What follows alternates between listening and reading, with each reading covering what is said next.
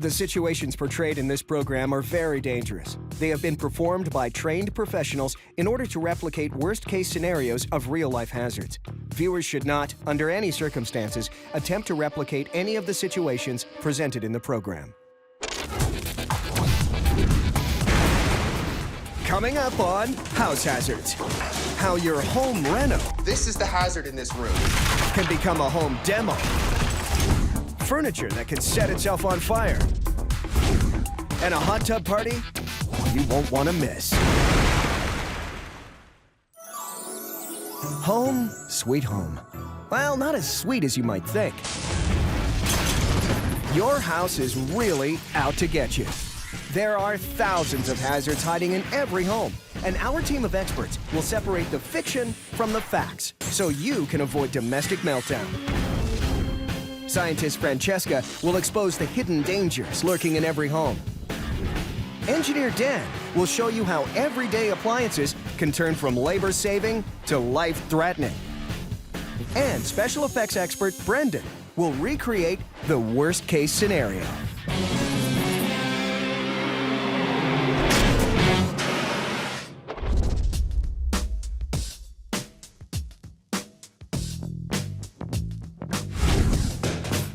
We've all heard the story of that home renovation project that went horribly wrong. It starts with trying to turn two smaller rooms into one open space. The only things standing in your way are a couple of useless walls. But how useless are they? See, this is the thing that's hazardous about doing home renos. You never know what's behind the wall. Agreed. There was a mirror inside the wall. The Hazard team wants to show you how removing a load-bearing wall during your next home renovation project could leave you without a roof over your head. The walls you don't want to mess with are the load-bearing walls, which support the structure above by transferring the weight of the roof down into the foundation. If you were to accidentally remove a load-bearing wall, you could cause your entire house to collapse. Walls that run perpendicular to ceiling joists are usually load-bearing and can be spotted from the attic. But this really should be determined by a professional. Of course, there is another way to see if a wall is load-bearing, and the team's gonna try it on this one. If we rip it out and the room collapses, it's probably a load-bearing wall. We wrap a chain around the whole thing, attach it to the telehandler, see if the house falls down. To find out if this wall carries the structural load of the house, the team is wrapping the wall with a heavy-duty alloy chain that has a workload limit of 8,000 pounds. The maximum weight it can pull before it snaps. When the telehandler shifts into drive, it should pull down the wall completely. Got it? Okay. If it's a load-bearing wall, it could also pull down the second floor. We're hoping to rip this wall clean out. So we put one chain around the top, and this one goes all the way out to the telehandler. All right, chain is coming through. Believe it or not, people rig similar systems to their pickup trucks to do exactly the same thing. Chain's good. All right.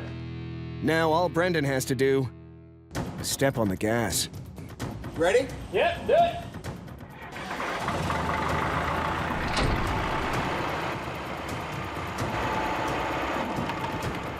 But before they find out whether removing this wall will bring the whole house down, Brendan and Francesca want to show you how one piece of your furniture might be trying to kill you.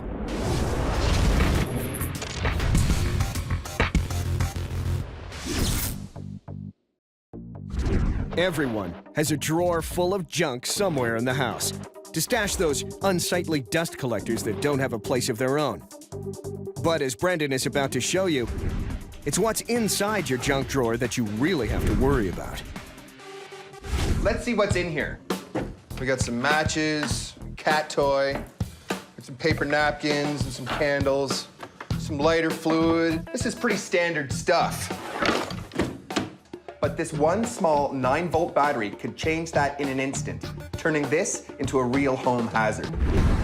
What makes 9-volt batteries so dangerous are the unprotected posts. One gives off a negative charge, and the other a positive charge. When these posts come in contact with the thin iron strands in this steel wool pad, it completes a circuit of electricity, sparking a fire that is fueled by the air that flows inside the fibers. Brendan wants to show you how keeping a 9-volt battery and flammable household liquids in the same drawer can leave your home in ashes. He's tied a fishing line so he can remotely pull the battery into contact with the steel wool, mimicking the motion that happens when a drawer is opened and closed. The drawer is now rigged. All I have left to do is drop in this fan for a little air movement, pull the string, and we're ready to go. You ready? Ready. Right on, okay.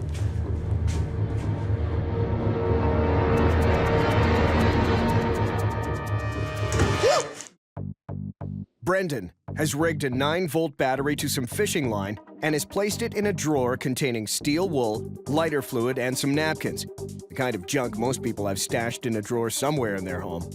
Now he wants to show you how this can result in a potentially deadly fire. Well, we have a fire. That's a hazard.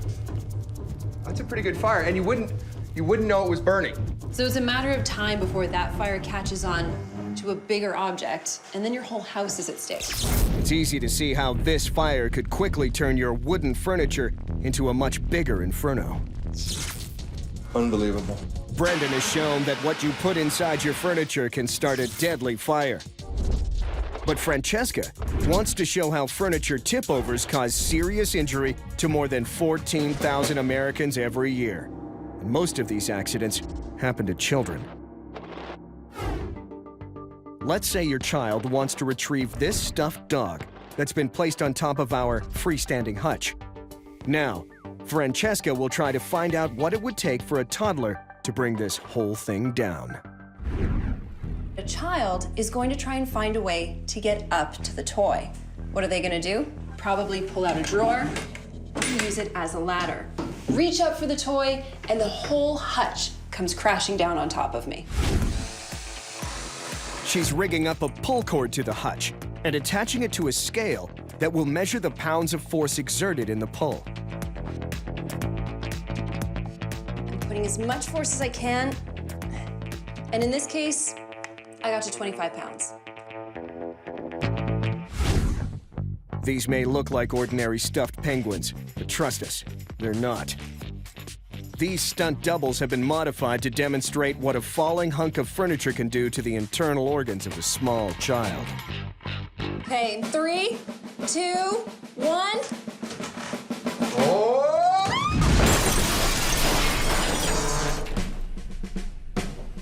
Well, that worked.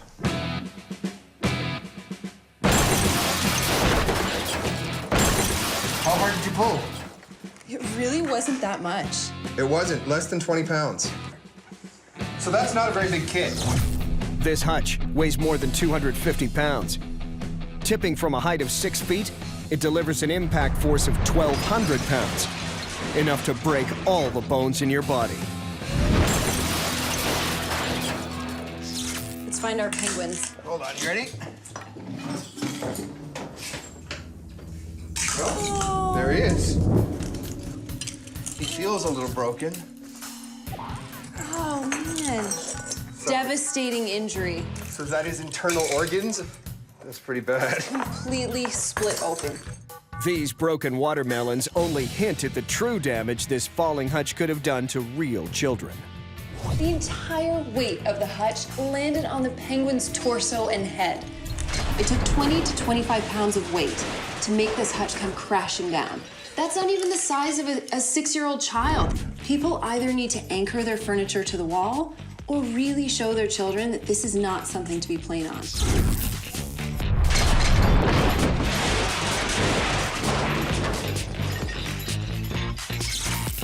I think that as much as my junk drawer was cooler, this is a bigger hazard. All right, well, I'll give you this, Frankie, because this is dead penguins.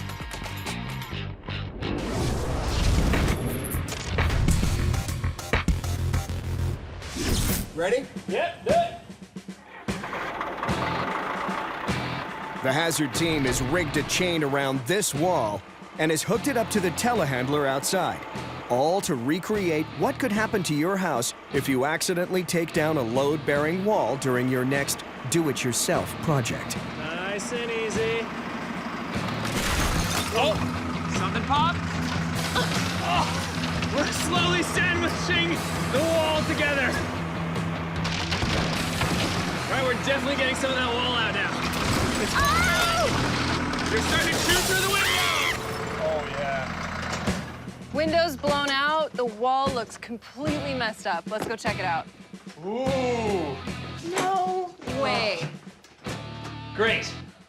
We ripped out the wall, but there's a support beam in the middle. Sunk directly into the concrete below, this single column is providing support for nearly a quarter of the house's structure. But this thing goes from the foundation in the basement all the way up to the roof. I don't know if the telehandler has the power to take this beam out. So, you gonna move the bulldozer? Yeah. Can I drive? No. Now the team is trading in the telehandler for something with a bit more moxie. When the going gets tough, the tough get a bulldozer. All right, Frankie, we're ready to go. The tracks on the bulldozer grip the earth better than the wheels on the other machine. They hope this grip will give the team the horsepower needed to pull out the support column. That is, if the chain can take the stress.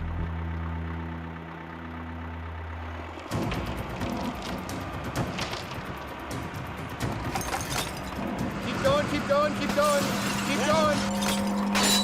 Keep going, keep going. Oh, chain snap. Chain broke. Oh, Hold it stop right it, there, just Frankie. cut it.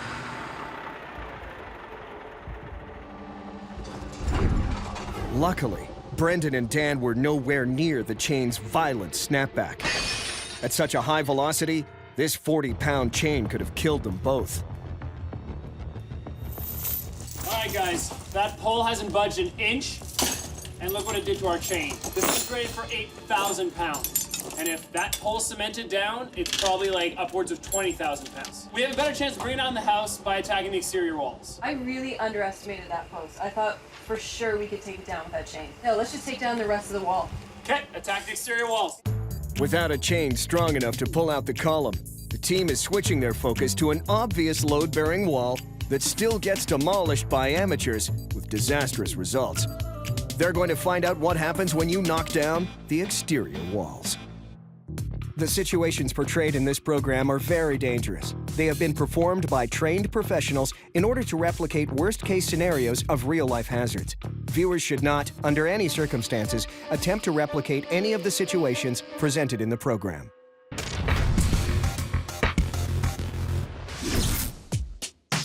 The backyard barbecue.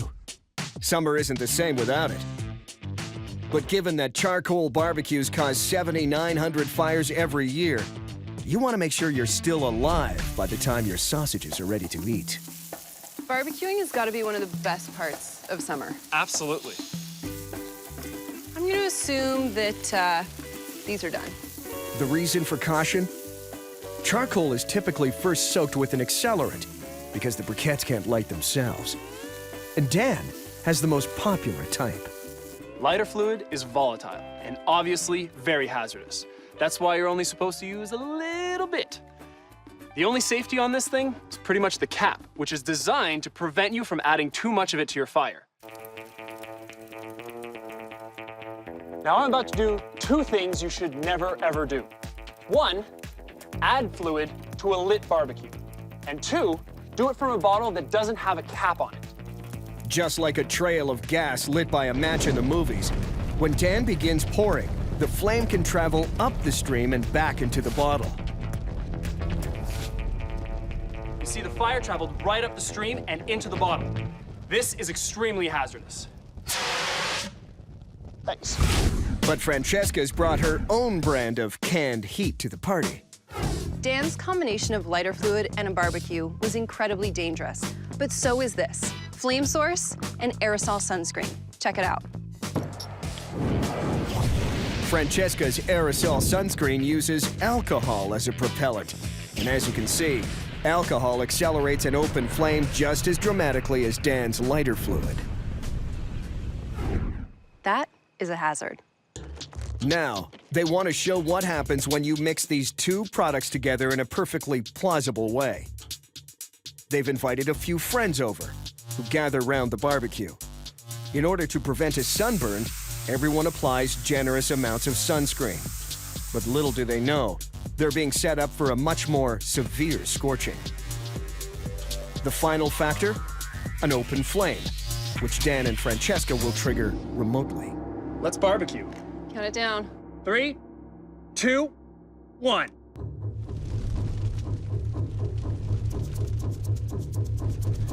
Oh no! There you go. In seconds, they are completely covered in flames. What's ironic about this is that you actually put on sunscreen to prevent a burn. Oh, A you better third one. go! Oh! Let's put this thing out.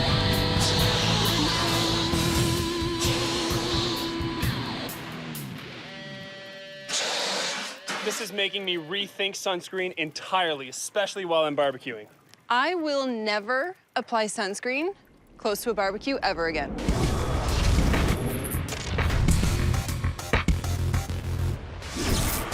In an attempt to demonstrate the perils of improving your home without the proper know-how, the team has been attempting to remove a load-bearing wall. But so far, the house hasn't given in so easily. We're slowly sandwiching the wall together. Fighting back by snapping their chain. So the team is switching to a more over-the-top load-bearing removal. The exterior walls. All right, how are we gonna bring the wall down? I think that we can't just wrap the chains around it the same way we did last time. The wall's just gonna collapse in on itself. I think it'd be cooler if we took the whole wall down at once. All right, so let's give it a little bit of structure, like a frame. I've got a metal frame. I use it for some other stuff. We can run the chain through it, pull out the whole section at once. Nice. The exterior walls on a house are almost always load-bearing. Hey, Brandon, I'm through! They're placing this frame against the studs of the wall inside and rigging it to a new set of chains, distributing force across the width of the wall and up the support structure of the second floor.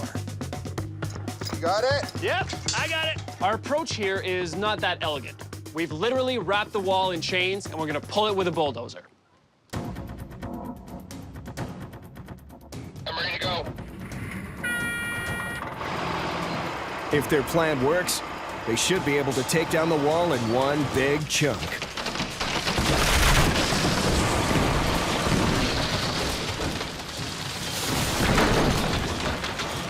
Amazingly, the house still stands. But for how long? I think if we take out the rest of that corner, the entire thing's gonna come down. I think we have to do it with the telehandler because no one can get safely anywhere near that with that load-bearing wall just balanced up there. Our house is still standing, as is that room. So Dan is gonna grab the telehandler and we're gonna punch out what we think is the final load-bearing wall.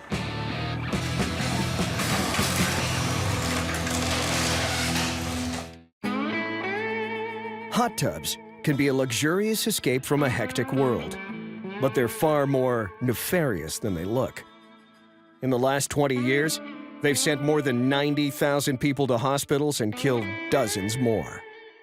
I just got out of a nice warm tub, and now I have to drain the water. But why drain it out when I can blow it out? When hot tubs explode, it's normally due to malfunctions in their heating systems, which are often fueled by natural gas. When an open flame meets flammable pressurized gas, the possibility of an explosion always exists. It might be a freak occurrence, but no matter how rare it is, you probably don't want to be bathing when a propane heater springs a leak. To demonstrate how dangerous this can be, Brendan has submerged a gas bomb and has rigged a remote ignition system to recreate what that hazard looks like.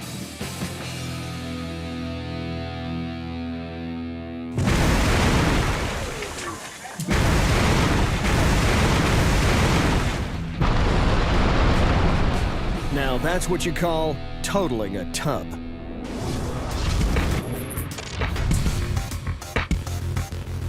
Ready to go. The team is recreating the hazards of a do-it-yourself demolition on a load-bearing wall. They've tried to bring down the house from the inside, but they've switched focus to something more obvious. Come on, Dan, hit the gas! Now Dan is behind the wheel, ready to remove a corner of the house's exterior support.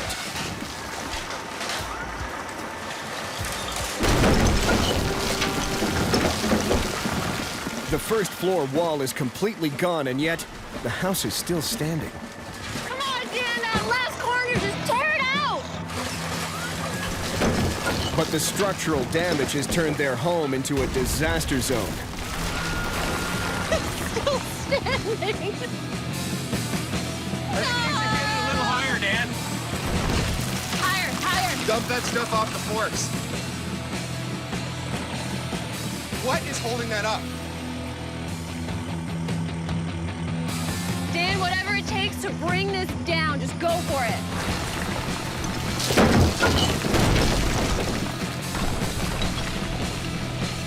Finally, the load gives way.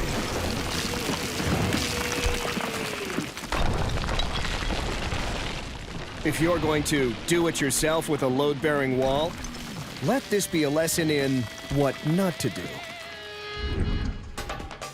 Oh, yeah! Oh, it definitely opens this place up. This is hazardous, mainly because it's so unpredictable. We had no idea what it was going to take or when it was going to give. The destruction behind me should give you an idea of how important it is to appreciate load-bearing walls. If you knock those out, this is what could happen.